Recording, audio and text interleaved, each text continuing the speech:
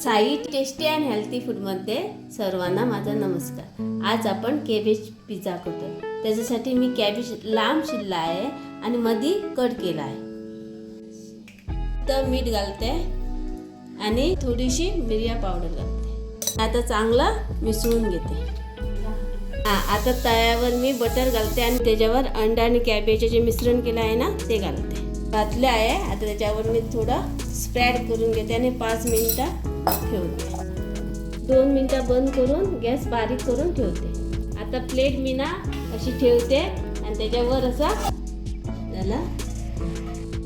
आता मी 1 चमचा pizza sauce घेतले आहे आणि 1 चमचा टोमॅटो सॉस घेतले आणि त्याच्यावर मी लावून घेते। ओनियनचे क्यूब आणि शिमला मिरचीचे क्यूब लावून घेते त्याच्यावर चीज घालते। त्याच्यावर मी थोडीशी चिली फ्लेक्स घालते, थोडीशी ऑर्गॅनो पावडर घालते। साईडला चीज ठेवला आहे, तुम्हाला पाहिजे तर तुम्ही ठेवू शकता। बघा इकडे कॅबेज पिझ्झा रेडी झाला आहे।